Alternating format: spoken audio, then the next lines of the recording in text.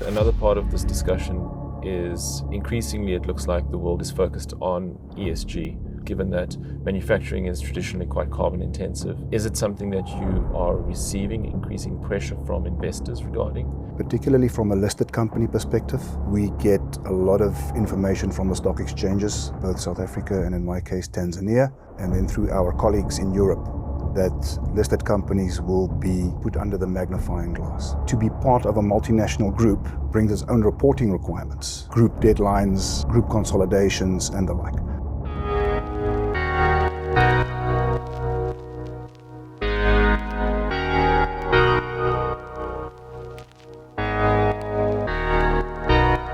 Welcome to the CFO podcast. My name is Lee Schaller, and I'm very glad to be joined today by Pieter de Jager, who is the CFO of Tanga Cement, which is listed on the Tanzanian Stock Exchange and is a division of South African cement producer AfriSam. Welcome, Pieter, and thank you very much for joining us. Lee, thank you. Thank you for the invite. I want to start off with one of the hard-hitting questions, which is that as a CFO and a director of multiple companies, I imagine you're very busy. You have probably an awful amount of stress that comes to you. What do you do to relax? Very interesting question. I think it's very important to have a good life-work balance, to make a conscious effort to try and apply your mind to some hobbies, some things that take your mind off work. I do a fair amount of reading, which I think just calms your mind, gives you insightful other business ideas. I also like some spy fiction, the likes of Ludlum, to take my mind completely off work. And then obviously to keep physical, keep fit, keep the blood flowing, I find also improves sleep. So I try and play some squash and golf whenever time allows. Impressive. So imagine you can drive at fair distance. We try. Yeah, Lee, I think it's important to apply your mind, whether it's work or hobby, and considering that we don't have much free time, to surround yourself with like-minded people. So golfing buddies, I think, is important, and like-minded squash players to keep the blood pumping. Yeah, I think I try to maintain that balance as best as one can. Yeah. Talking about like-minded people, recently, I think it was a few weeks ago now, you took a trip to Turkey and Tunisia for the International CFO Conference. Yeah. Again, as a busy person, what is it about this trip that I think was it about a week that you said, I'm going to block out this time in my calendar, I'm going to go there? We do these engagements with other CFO and financial executive institutes across the world, and currently predominantly Europe, and looking to expand with more members. But to make time to share some ideas outside of your normal work stress, to have a better perspective of the landscape we're working in, to hear from other like-minded CFOs and executive financial institutes what they are focusing on, what is plaguing them in their countries, and to see if there's touch points. Do we feel in Tanzania or in South Africa that we've had similar issues, or do we foresee on the horizon that they are coming? And then sharing ideas. It's a fantastic group of people. We've been in touch with them for a number of years. We've met up previously in countries like Italy twice, and had some conferences as well as going as far back as Brazil in 2016, where we had a very good engagement with them. Makes sense. And from this conference, what would you say was the biggest takeaway? What was your biggest learning from the recent conference? So I think the main purpose of the Tunisia trip was to formalize a new professional institute consisting of multiple executive financial institutes across the globe. South Africa with France, I think, and Italy are the main drivers in forming the new International CFO Alliance. We've been pushing it very hard, and we've been formally registered now. We had our inaugural board meeting where the president, chairman, the vice presidents, and the whole board were elected. Then we shared the day also, and the following day, with the Tunisian institutes conference. And I mean, you're being quite humble here because you were elected as well to an executive position, right? If I'm not mistaken, the General Secretary. Correct. Yeah, I was elected as the executive chairman. Executive chairman. Correct. And then with the secretarial duties because of our experience in corporate governance and just making sure that we do everything right and set an example for all our member institutes and their individual members. I want to break this down a little bit. I understand that you've just registered. It's amazing. What does it mean in 5 years from now, or maybe even 10 years from now? What do you think CFO Club Africa's members will get from this international alliance? What is the significance for CFOs across the continent? So for CFO Club, I think it is a phenomenal opportunity. Through CIBA, the Chartered Institute in South Africa, and having 2 board positions on the International CFO Alliance, and to share in, firstly, the international conferences that we have, to join us there, to meet their peers from Europe, South America, North Africa, West Africa, and we're soon probably going to join a couple of more countries in the pipeline. Currently, we're on 14 member nations, but we're looking to expand to 18 to 20 in the next 6 months. So to get back to your question, to touch base with your peers, to share ideas, there's massive international topics that plague all CFOs. And to hear, particularly in very interesting European countries are very focused and they're very serious, share ideas. And through the Alliance, we also have work groups, which our CFO Club members can partake in. We're actually part of a number of work groups, ESG, those new ESG standards that's been published, international tax, I mentioned sustainability, and automation, which is becoming a very hot topic, not only inside corporate or inside businesses, but also from the revenue authority side, trying to automate and trying to integrate directly into your accounting systems. So yeah, I think it's a fantastic opportunity, and to widen your international exposure, widen your perspective of life, to see what is out there, to see the bigger playing field, not only South Africa and its problems. Yeah. So I think my understanding of this is, there have been previous CFO conferences. I think you might have been to the ones in Capri, Mexico, with this formalization of actually creating like an official, institute. I just want to sort of clarify it a little bit. You've had previous CFO conferences now with the signing. The added element that this brings is it sort of formalize it, make it easier to include other CFO organizations, make it easier to formalize the work groups and have something sort of solid to point to. Would that be fair to say? 100%. And to add on to what you're saying, we're giving it an official status. It will be incorporated in France, which is one of our biggest member bodies on the International CFO Alliance, under French law, which is also very strict. And we have formalized our board charter, our organization's charter, and the work groups are coming on stream fast. So there's evidence that we provide to potential member nations about the benefits, about the exposure that we are creating and plan to create in the future. And we'll talk about 1 or 2 of those in going forward. We've got some very exciting stuff on the horizon for the International Alliance. Yeah. Would you want to talk about it now or in the future?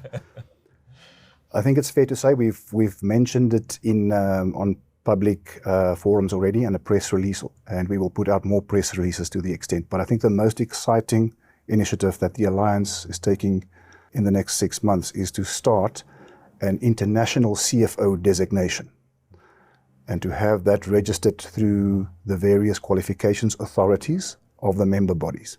Set up training programs with international universities for the training required, should there be, for individual member nations members to apply for an international CFO designation. We are looking at 2 universities in France, Italy, as well as Germany in the short run. This is a long project. We are busy comparing frameworks, competency frameworks. As you know, in 2013, 2014, we launched a CFO designation in South Africa, registered with the South African Qualifications Authority. A very robust South African terms NQF 9 framework. Italy similarly launched one, and they announced it in Capri, October last year. So we've got two of our very strong member nations who's already got localized CFO designations. And that's what we're bringing to the party, and we're going to internationalize that. So imagine a CFO club member being afforded an opportunity to apply, going through the competency framework, the evaluation, and being awarded an international CFO designation. It's a first of its kind, and to be internationally recognized as a CFO. Especially because, as we are constantly being told, CFO skills are globally scarce, and South African CFOs are sought after. And I suppose having this layer of accreditation is a potential work opportunity creator for many South African CFOs. Would that be fair? Absolutely. And it will give them mobility, international mobility. I think apart from the confidence and the recognition in South Africa, international mobility will give them a lot more confidence to engage overseas, to be able to work cross-border, and hopefully, as we are all South Africans, to bring those skills back and apply them here for solutions for South Africa. I'm going to keep going with this overseas angle. You are something, I suppose, of a pioneer in the space, right? Because you're based in Tanzania. You work for Tanga, which is a, well, you can explain better than I can, but I believe that they're in cement manufacturing. Can you explain some of the challenges around working cross-border? I don't know where to start. Right, so having regard to working cross-border, and then particularly for public listed companies, which is also part of multinational groups, presents a lot of stress. Just to be clear, your company is listed on the Tanzanian Stock Exchange, correct. So that brings its own reporting requirements and a lot of public scrutiny. Public notifications, cautionary notices, compliance is very strict. Stock exchange listing requirements are extremely stringent all over the world.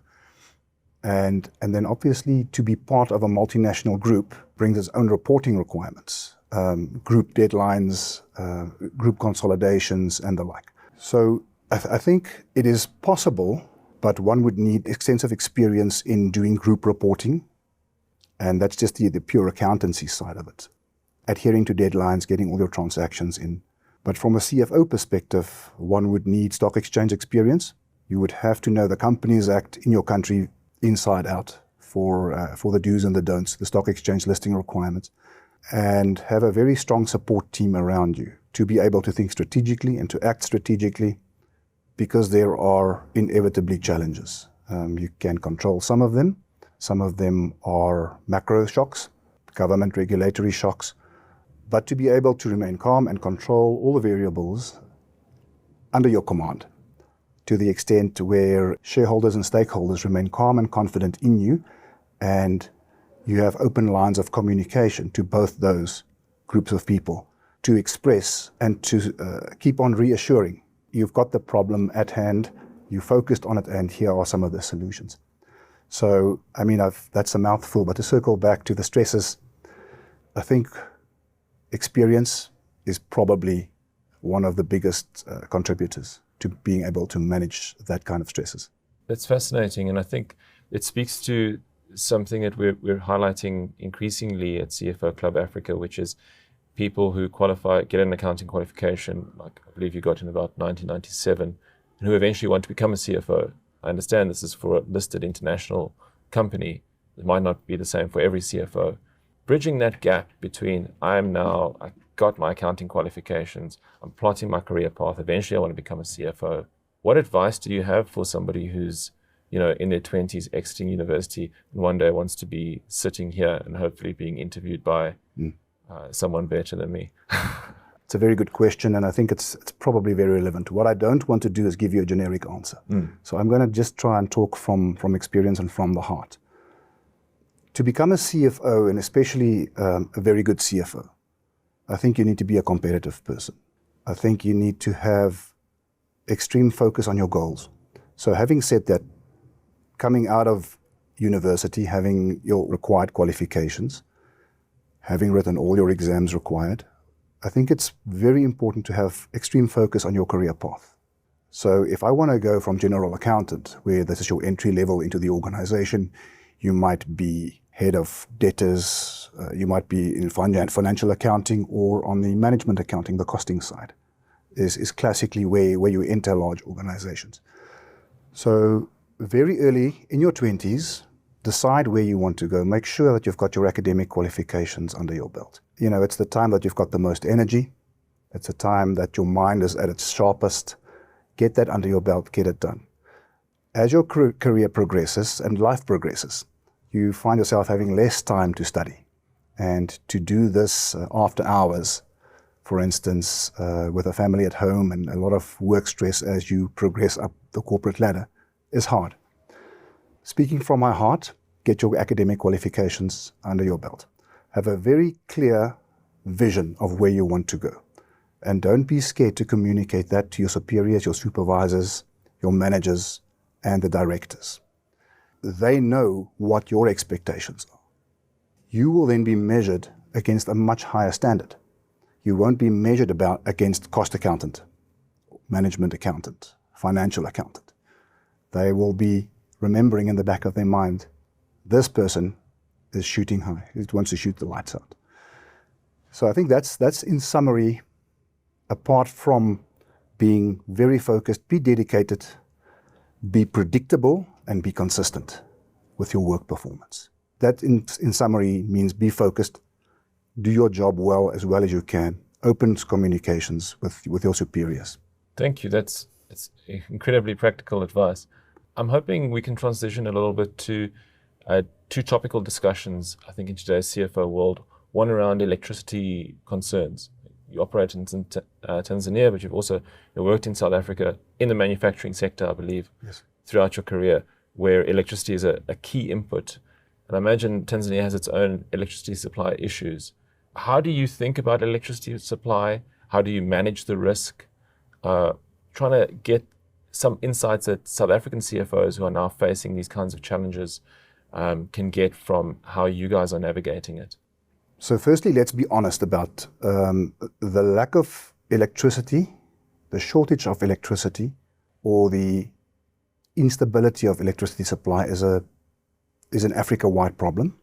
The geopolitical unrest in Europe does not add, it actually compounds the problem for us. I don't believe there's one generic answer that'll just suit all industries. What we've done in our specific environment, we were also impacted by weather changes, droughts and rains, because Tanzania relies a lot on hydropower. So with rains being late and dry seasons, the hydro systems went offline for a while, and we do have challenges. But it helps to engage the government, the local utility, electricity provider, hear their plans, see if they see the problem, and we often also share the top engineers, electrical engineers' experience. We take them to the meetings to hear and to have a roundtable debate, healthy, not pointing fingers, because I think their hands are tied in as much as they are allowed to do with the tools they're given. So they will have budgetary constraints. They will have supply of gas shortages. In Tanzania, we use gas generated for the utility, extra power. And then obviously the whole world experienced a lot of diesel and oil shortages for a while. We kept open lines of communication. It did impact our balance sheet. There were periods where we just could not produce, especially in heavy industry, where we're pulling 21 to 24 megawatt on a good day. And that's the size of a small town. Often we are required by the utility to drop our demand, which essentially means to switch off a production line or a production unit that is a heavy consumer. But these things, your systems need to be ready internally to be able to shut down on short notice. It's not something that you can just shut down. There's material in a production process. It's not just a matter of where is it going. You need to empty the lines, whatever you're making in heavy industry. Light industry as well, they have their challenges. Yes, we are looking at solar options. It is now globally becoming a focal point. It is still a very expensive option. And you're probably looking at 15, 20, 25-year contracts with power producing partners. You need land for it, and you need extensive licensing. So you have to do your research in country, make sure that the utility and government will allow you to actually put, we're talking 1-2 gigawatt of extra electricity on site, megawatt in solar terms. Heavy industry is a bit of a challenge because you can never generate enough solar to create the load demand. But you can certainly keep the lights on, and the smaller production units on a line can run, conveyors and light industry stuff. But heavy kilns that has to turn, crushers and the likes, which is also very prominent in mining, one has to have either on-site diesel generation capacity, so you need to budget for that. You need to lay out capex for that. And these are long-term projects. It has to probably go through layers of approval and planning, and probably so far as board approval for these large capex projects. It will be part of our lives for the medium term, and not something we can ignore. So I imagine you're building, or your team is building, the financial models to sort of figure out what is the correct choice. At what point do we have to make these kinds of investments? Correct. It's also important, apart from the models and the analysis, to give your board or your reporting line options, and to be very clear as to the assumptions that you've used. So there will be huge assumptions in terms of capital outlay, future diesel prices, if you're going flat out diesel generation, government policy, and then the consumption thereof. That coupled with a comparison to what would the utility power cost you. In other words, how much more will this work us out in the longer term? Management needs all this information to make clear long-term decisions. If it's a very large project, it might go as high as group. Communicate all the assumptions well. Make sure that everybody agrees that with the information at hand at this moment, this is the best decision that we can make. And that's what we can do as CFOs, is to provide information so that the people in charge can make the right decisions. Due diligence. Correct. Another thing that that I believe CFOs are monitoring is the discussion around ESG. You come from what's traditionally quite a carbon-intensive industry. I'm wondering if you're getting pressure from investors, shareholders around ESG reporting. We saw that IFRS S1 and S2 recently came out. How do you think about ESG, and how is it currently impacting you? Thank you. Super important. This will impact not only reporting, but also the way we do business, because we would like to comply with these new standards set by the ISB. We do receive pressure. There's a lot of noise coming out of the global stock exchanges that public companies will be put under the magnifying glass, that sustainability reporting will form compulsory part of your annual report. But it's not about the reporting. It's about how compliant are you.